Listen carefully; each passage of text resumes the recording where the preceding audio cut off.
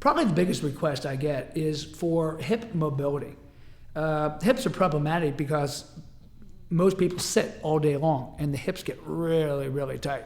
So I show a very quick 5-minute sequence, which is phenomenal for helping keep those hips nice and mobile and keep you moving. The hips, if they're tight and get locked up, your ability to locomote is really impaired. So I would say if you only have time to do one thing, it would be work those hips on a daily basis.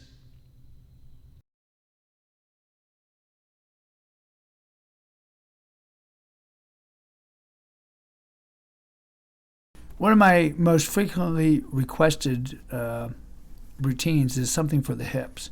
Hips have a tendency to get really tight. Here I'm just loosening up with some almost soft squats. My shin is completely vertical and I'm leaning back, almost like I'm water skiing. Hard to tell from the camera angle, but basically I have my feet under my hands and I'm leaning back at the top and opening up the chest.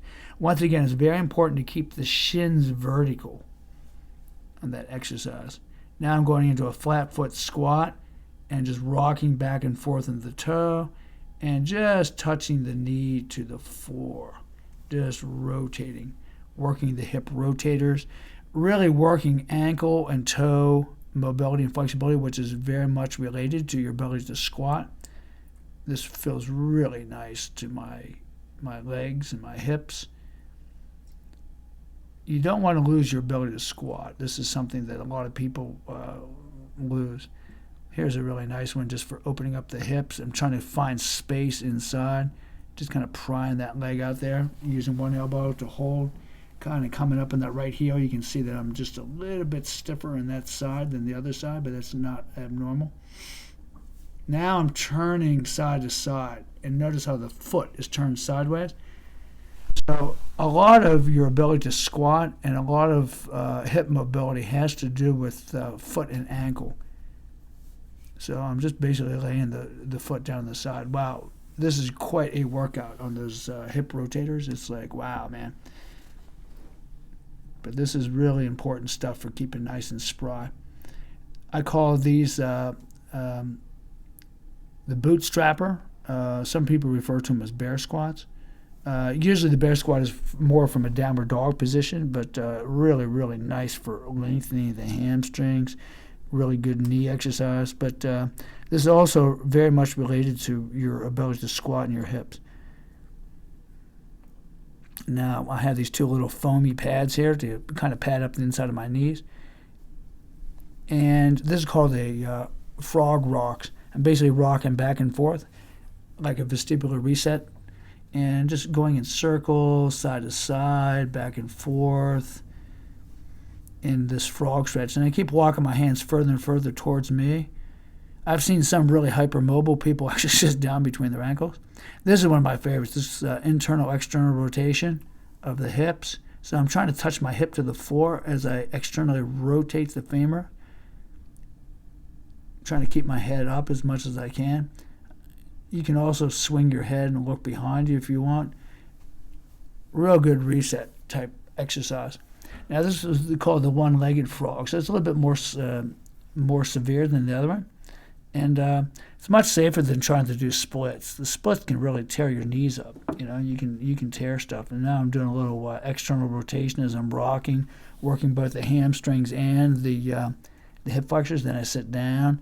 So that takes quite a bit of external rotation there of that femur. And of course, you got to work those hips. Semi-Z position.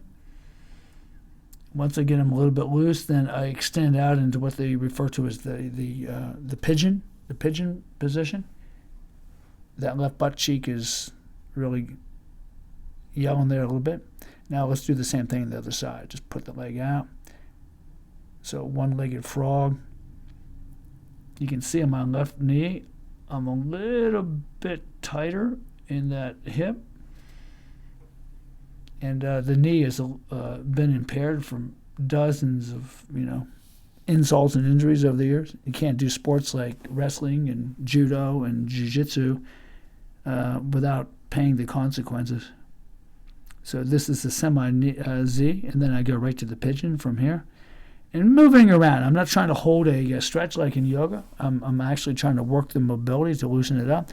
And here, this is just a 5-minute video. This is one of my favorite drills also, the wide sumo squat.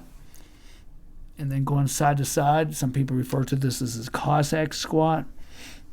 You can grab your ankles, use your elbow to push that knee out to keep it tracked over the toes. This is just a 5-minute loosener. You can do this much, much longer. I mean, you can go literally 20 minutes just on the hips alone if you really need it. This is really nice, this Cossack squat. Then we're going to add like a little forward lunge to it. And I'm just using my hands on the floor for balance, like training wheels. Now we're going to a front lunge. Some people call this the crescent lunge. Rotating the other side. Getting a nice little crescent lunge. We're opening up those hip flexors and stretching out the front thigh muscles. And we're getting into like a modified triangle. Going back into a Cossack. So you can just mix it up and just move back and forth. Now we'll go into that straight leg, get the hamstrings, side.